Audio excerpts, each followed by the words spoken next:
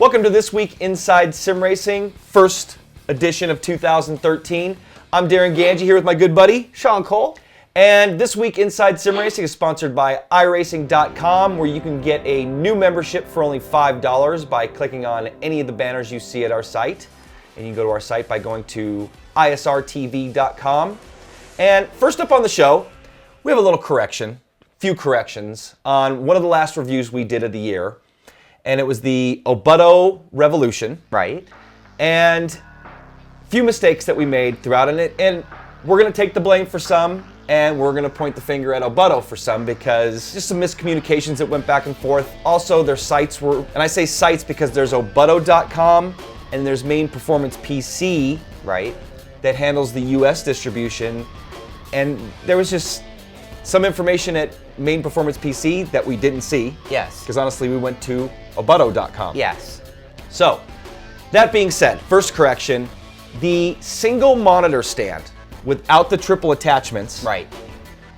comes with the Revolution. Yeah, the separate stand. So it's an independent stand, holds one single monitor, has that little extender, so it has some travel to it. That is included with the rig. Correct. The triple extensions, triple monitor stand extensions, are additional, what was it? I think $130 or something like Correct. that. The cup holder. Now, this is where their wording at their site did not list the cup holder. Correct. And then the cup holder was also listed as a separate accessory Correct. for an additional cost. Well, Right. that cup holder's available to purchase for the Ozone, Correct. and it also comes with the Revolution. That is also correct. Now, I'm going to hand it over to you to talk about the little bat wings. Yeah, there are a couple little areas on the bat wings, the acrylic tabletops and what went on. Now, we talked about me putting a zip tie on them, and that's how I got them to stay still. Now, I heard back from them, and they actually recommended flipping them around when you mounted them. We did have them mounted upside down, but because of what Sean said. Yeah. So, that being said, Yeah. would I order those? No, those are an addition. Yeah. Those do not come with. And there is one more part to that as well. They also had these pieces that adapted to the, it's a Visa mount that holds the acrylic top. So that's kind of cool, because if you wanted something like a display, Right. it could go on there instead of the acrylic top. Well, if you did the acrylic top, you might want to put these on there, but you could let something rest. So if you did put them at an angle, it'd be like that. And the other thing for me is, in the end, we did get the acrylic tops. And with those zip ties, I got them pretty stable, so we ended up using them. So if I did have them and you wanted those positioned, there's a way to lock them down. It's just Yep. not going to look as stock, let's just say. Right. So, now, I'm going to stand by what I said during the review. Would I purchase those as an accessory? Probably not. No. Not at least to start with. You know, I would see if I could make do without them. But Yes. Well, and you already have the whole keyboard tray. So, I mean, that's the beauty of this rig, is it comes so much and for so little, especially with our omissions there in the previous review. So, you kind of don't need that extra accessory for the raising of the price of the rig. Yep. Take the triple monitor stand instead. Yep, I agree. And then something else that we didn't know about until post-review, there was assembly videos for this thing. Would have saved you some time, because you went to the Obutto site looking for them and they weren't Yeah. there. They were there if you had a link to Yeah. this page, but if you went looking at the site for them, you couldn't find them. Mike Main had them posted. Right. And they were not listed on YouTube. They're unlisted videos. Maybe they've listed them now, but we'll have the Right. links to those in the description of our original video. And I gotta say, it would have saved me time, but it wouldn't have saved me any fun, because I'm not good with instructions. It's like, I just kind of like putting pieces together the way they're supposed to fit together. And that's how I work my way through a rig. Yep. For So better the- or worse. So the price as tested came down a Yeah. little bit, in the 900 range.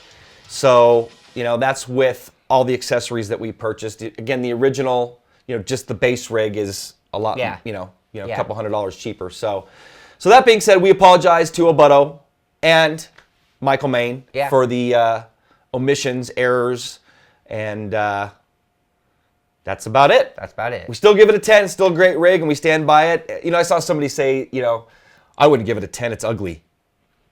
Well, are race cars on the interior pretty? Yeah, and No. it's not just ugly. I mean, it's definitely prettier than the previous model. So Yep, that's for sure. there you go. So while we're on the subject of rigs, some of you, I mean, you obviously have seen Human Racing sitting here behind us during this piece.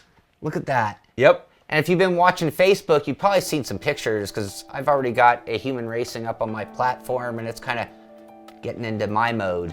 We got 6 of these boxes delivered to us, and 2 of which we were told to hold on to and not open. And well, we've already opened them because we wanted to see what was inside, but there was an envelope inside and we were told not to open it until we were on the show. Right? And why don't you, we got to admit we've already read it too because we wanted to know what we were in for here.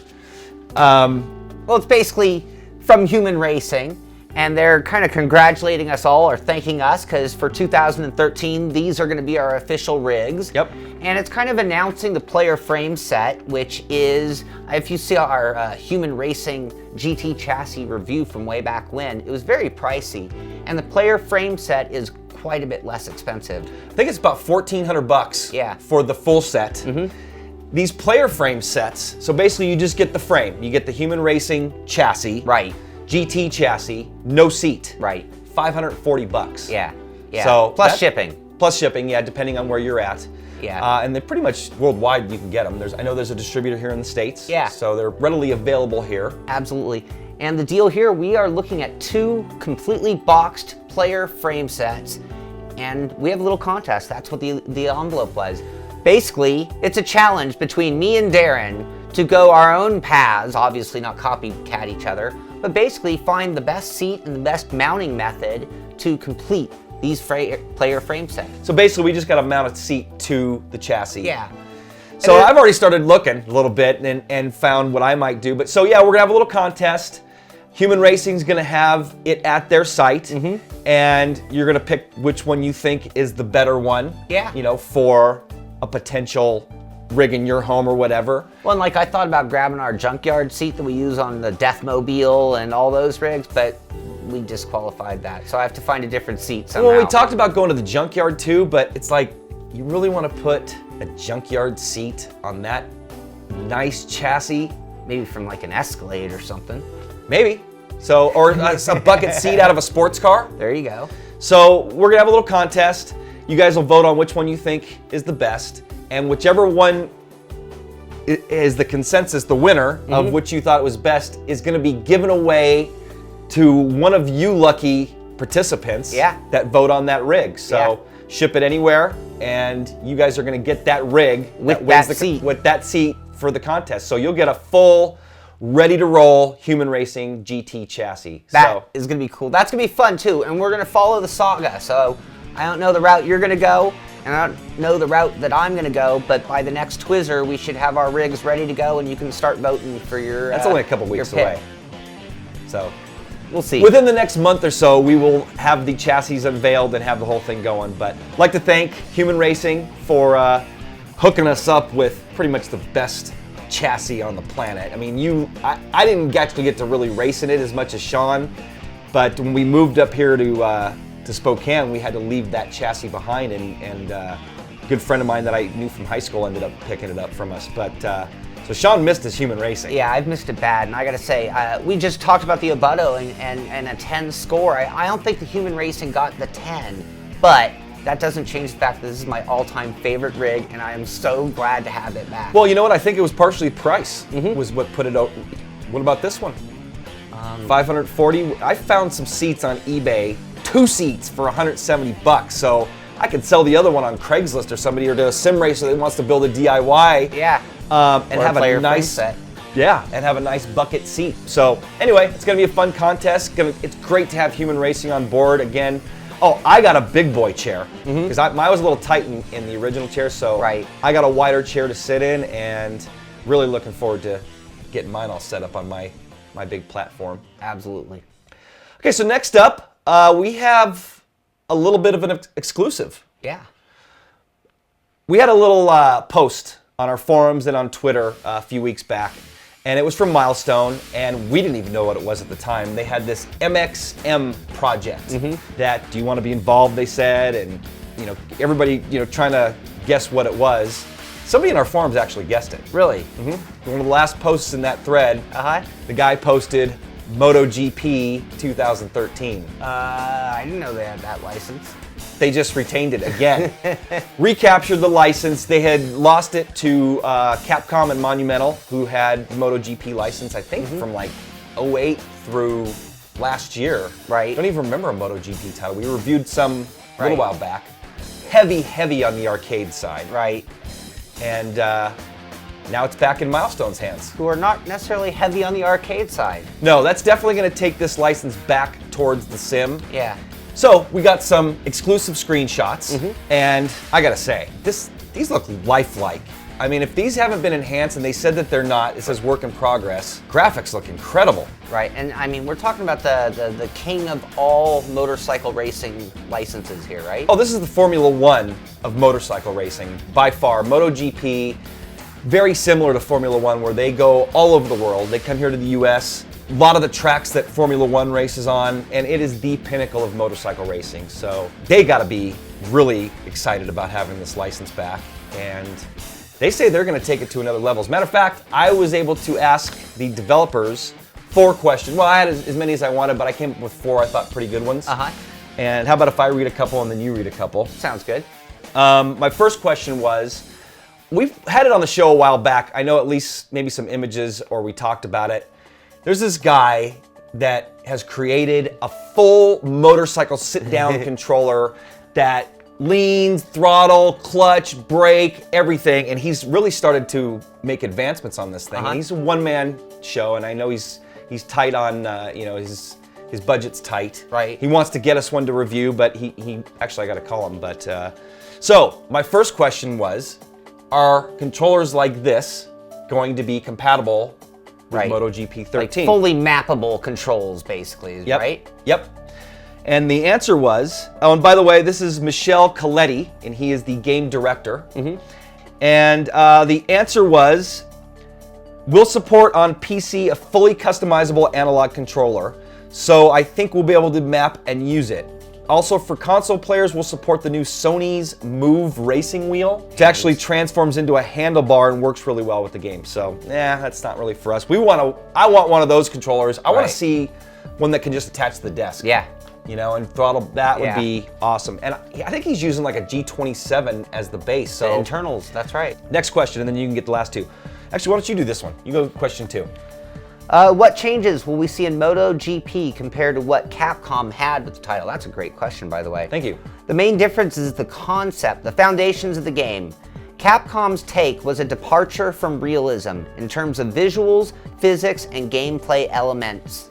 Just like we mentioned. Yeah, more exactly. on the arcade side. Exactly. Their idea, on the other hand, is to keep the MotoGP game as close to reality as possible.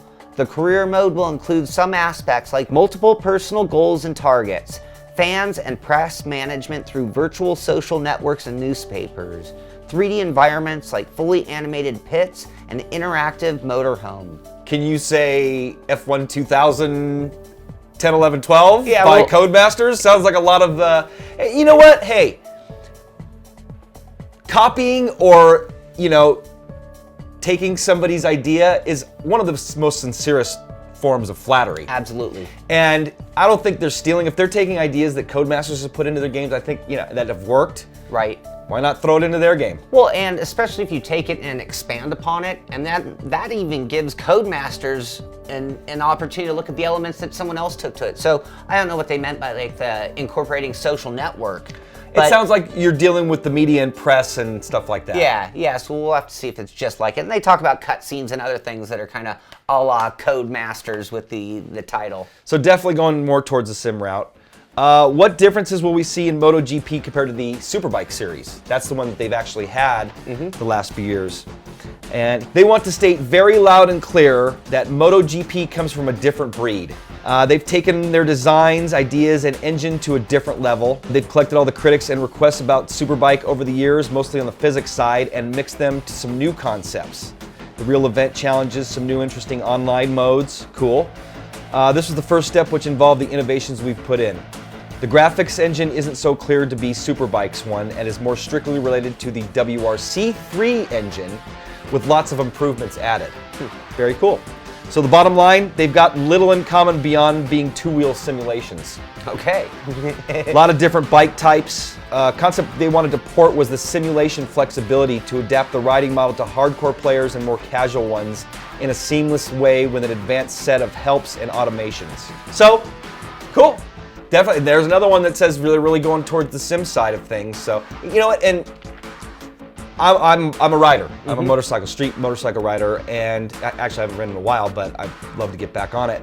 And we talked about it last time we reviewed one of their games. We even got a broom handle and tried to attach it to a wheel. There needs to be a controller to make this more on the sim side. Otherwise, you're just going to be playing with a gamepad, and it just doesn't cut it. And then it just doesn't have to be too far along on a sim scale when you're using just a controller.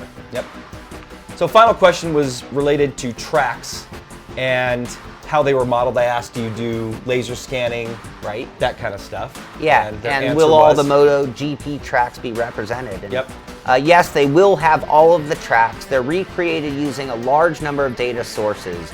They've got CADs, GPS data, and quite often with height and banking detail included in that data. So it's more than just the route, but it's also the elevation change and more details of that. They've got thousands of pictures taken directly from them.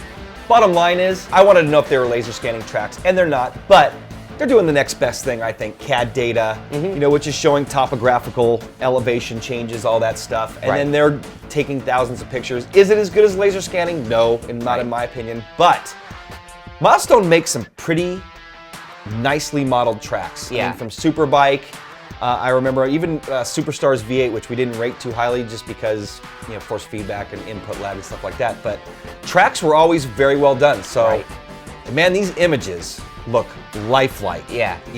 I'm really looking forward to seeing what this graphics engine will do. I'm assuming this is also from the PC because anti-aliasing and all that stuff, you can definitely go a little bit further. So, I'd like to thank Milestone for giving us this exclusive and the questions and the images. Also going to have our trailer running at our separate channel, so you can check that out. Hopefully we'll have a little bit of it running during this piece if they've given it to us in time. Yeah, I bet there are a lot of people really excited right now because it's been a while since anyone's really talked about a good sim racing motorcycle game. And I'm sure that guy that makes the controller is he's got to be excited. thrilled. Yeah. And coming from these guys, we've already seen a step in the right direction from them. They're definitely not the arcade guys. So I think combining them with that title, I'm very optimistic. I think we're going to have a lot of fun with that. I do too. So that's going to wrap up the first half of the show. When we come back, Forza Horizon Rally, checked it out. We got some codes to give away. We also have the Pimped Rig of the Week. We have an announcement on the 5th annual Late Model Championships that are going to be taking place on iRacing. Going to give a shout out to Virtual Apex Racing Team and a little bit more when we come back.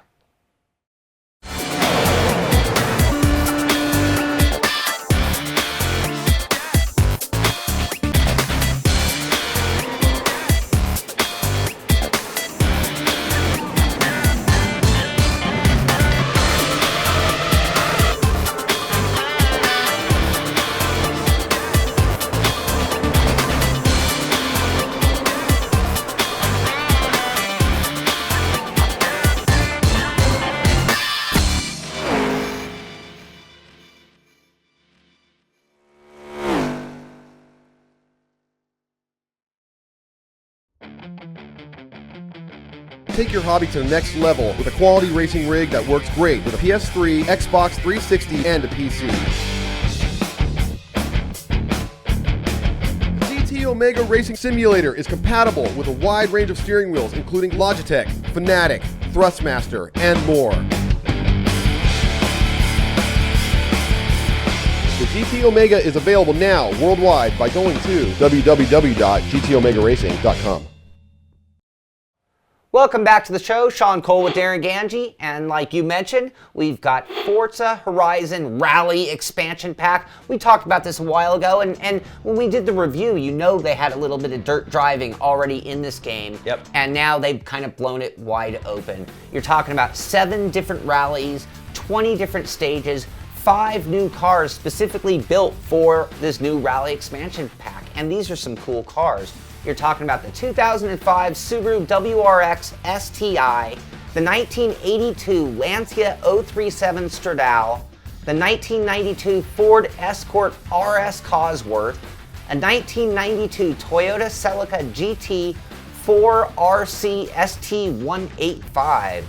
Not enough letters and numbers there for you? That's a pretty big title. Yeah. And also the 2004 Mitsubishi Lancer Evolution. Bunch of other letters and numbers. There you So go. a bunch of cool, 5 cool rally cars. There's also, Yeah. I guess, if you have the season pass, there was a 6th car in December that you could download as part of that pass, and that was also rallyable. Right. So, a little bit of commentary on this expansion pack. It's really an expansion pack, just doesn't add those cards. It adds a whole nother Horizon events, Right. all rally associated, and there's, you know, multiple stages throughout each rally. Uh-huh. Pretty cool. Physics feel great. I really like the feel. I would have liked a little bit more force feedback. I had everything cranked up, and I didn't get enough chatter. I want to get it to the point where I have to turn it down. Right. And this is to the point where I'm like, could I get more? More. Stages are much too wide. Uh-huh. When you know, there's some little sections that narrow down, but you know, if you're a hardcore rally guy and you were looking at this as, oh man, no, no, it's not hardcore rally. Okay. So stages are long. Some of the stages are pretty long though, so Right. that's cool. Pace notes can't even be called pace notes. This is the Americanized Forza Turn 10 version. Block left turn.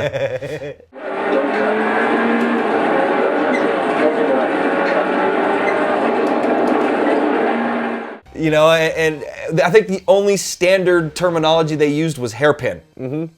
Or they tell you how long till the next turn. So it's pretty cool though. You know, and you're all by yourself. Right. You're just rallying. And I honestly didn't get too deep into it, but hey, if you got Forza Horizon and you want to do some off-roading, it's pretty cool. So would you say that it's more of a rally sim or more of a dirt driving sim? I wouldn't even put sim in the equation. The physics and the force feedback feel simish, but that's as far as it goes. Everything else is very arcade-ish, and yeah. It was available on December 18th. Right. I guess let me rephrase my question. Should the rally crowd be excited about this? No, not really. Oh, maybe for Forza, if you're an Xbox 360 owner, I'm thinking maybe in Forza 5, you know, they could really start doing some, you know, if this is a look at what they're gonna go and maybe go more the hardcore route, tighter. Yeah, that's what, if you want to ask us, Turn 10, what we want, tighter stages for sure. Yeah. And better pace notes. You know, take a cue from Richard Burns Rally or WRC, they do a good job on that. So it's 1,400 Microsoft points if you want to get it. Or, we have 3 codes to give away. Look, fancy that. Yep, so you could be one of the lucky winners, and it's really easy to do. All you're gonna have to do is go to our website. We're gonna have a link in our description here to our forum, and you just need to say in a thread that we create, I want the Forza Horizon Rally DLC. I love simple contests. I want a PAL copy. I want the what was this again? Say it one more time. I want the Forza Horizon Rally DLC. Okay. So you have to put that exactly in the thread, and 3 people will be picked. We're going to announce it on the next show. Deadline for entries is January 21st. So get your entries in. We're going to cut it off there and pick 3 lucky winners. So you have to have an Xbox 360. You have to have Forza Horizon, and you should have a wheel, or you're going to be missing out. I guess Forza Horizon is probably pretty cool with a gamepad too. So Definitely. So next up, what do we got, Sean? Pimped Rig of the Week. Gotta love it. This is pretty cool. So, guy got in contact with us, and I believe he's in Australia, and he got a rig very similar to the GT Omega, and did not want to keep it stock. Right. He wanted to modify it. He wanted it to look like a rig. He wanted to look like a freaking go-kart. So, he sent us this video. We're gonna play some footage of it, and pretty cool. It is cool. It's that kind of thing where you just, again, he wanted it to look like a go-kart, and it's because he had done go-karting. So it's like that's what he felt any racing vehicle should look like, whether it was sim or real life. Yep. So we'd like to thank him for sharing that rig both in our forums and with us personally. And if you'd like a Inside Sim Racing sticker to go on that pimped rig of the week, we'd be happy to send you one. Just get in touch with us. Get in touch with me, Darren, at InsideSimRacing.tv. Or actually, get in touch with Sean. He's the one that ships them out. Sean, S-H-A-U-N, at InsideSimRacing.tv, and he will hook you up with a sticker. So next up, we mentioned the 5th annual Late Model Championships, and they are presented by Fast Track Sims. Pretty cool, huh? Very cool. You got a lot of big names that are going to be in this, don't you? Not me. Well, you. Don't they? Don't they? Tim Terry is actually the one that told me about this, and if you're not familiar with Tim, he is probably the best oval racing, or probably overall, announcer in sim racing broadcasts. Yeah, he is the real deal. He is a pro who we have been lucky enough to have him in the booth for our events. Yes, and I told Tim, anytime you ever have anything going on and you want us to promote it, let me know. So he wanted us to promote this event, and again, it's the 5th annual Late Model Championships. It's going to be Sunday, January 20th at 7:15 p.m. Eastern Time. It's going to be at Martinsville Speedway, live on WebRacingNetwork.com, and they're going to have money pool. So they've got, people that are purchasing laps, Right. and I think Ray Alfala is going to be there, NASCAR iRacing champion. I know that, gosh, in mid-December they had over 50 drivers already They have over registered. 100. No, they have over 100 now. Yeah. Wow. So yeah, as of December 13th, they had a bunch. But yeah, I talked to Tim the other day, and he says they got over 100 now. Right. So gonna be a big deal. They're gonna have qualifying that leads up into it. And like you said, it's going to be at Martinsville, running the late model, obviously, and this is going to be in iRacing with open setups. And if you want to check it out, you can go to latemodelchampionship.com. Championships with an S.com. And I'm not going to be able to run in it, but I'm definitely going to watch that broadcast. It's going to be a cool event. I was telling our friend Terry, he likes the late model, and he was thinking about trying to get in on it. So hey, there may be time. Try to get in on it if you can, and if, like I said, if not, watch it with us. Next up, Virtual Apex. Team, good friend of ours, Ted Severance, who also runs the series SSCA. We mentioned it on the year-end show. Wanted to give a shout out to their team. About 10 guys on the team, at least. Not going to mention all their names here, but actually I'll mention a couple. Howard McMillan. We've met him in person. Chad Peterson. These guys, great bunch of guys. I think we have a part in bringing them together. I agree, have a big part in bringing them together, and this goes back to our first open house party, where we allowed, or invited is a better word, just Southern California sim racers to come to our place and meet and greet. And they all met and formed a team. Yeah, they've been going strong ever since, and we want to give a shout out to them, mainly too because these guys run our logos on all their cars, and we really appreciate it. So wanted to wish them a happy new year and happy racing in 2013, and we wish them the best and wanted to thank them for supporting us. Absolutely. Finally on the show, wrapping things up, our favorite event of the year is coming up. Events, I guess we could almost call it, huh? Yep. You got the 2.4 hours of Daytona, endurance racing, multi-class racing. We also have the Roar Before, which we were doing some practice for last night. They've changed things up a little bit this year. Last year, the Roar Before was the night before the race. This year, they're going to have the Roar Before 2 different sessions on January 18th and 19th. The 18th, I believe, is a Friday evening. The 19th is a Saturday morning. So that gives the opportunity for different time zones, different areas of the world to participate in all these events. So the Roar Before is going to be half the distance, so 1.2 hours. Or an hour 0.2. And the cars in that race are going to be the Mustang, a bunch of street cars. Mustang, the Miata, and the Jetta. And then the Big Daddy. The Big Daddy, which will be the Daytona prototype, and the McLaren. That's a good matchup. And I haven't decided in that one which car I'm going to run yet. I will know by tonight. I'm going for a repeat of last year. I want to defend my split 4 win victory at the 2.4 last year, so I'm going to run the Daytona prototype. This actually marks our greatest day ever in sim racing, doesn't it? I mean, I can't think of anything bigger that I've ever done. So we both won our splits, and this year we're looking to move up to higher splits and win them again. We're hopefully defending. I'm defending, and I want to repeat. Now, last year with that combo, the Mustang, there was lucky if there was 10 Mustangs in a split versus 30 DPs. Now this year, I saw a poll and more people wanted to run the McLaren than the DP, so it's gonna be some true multi-class racing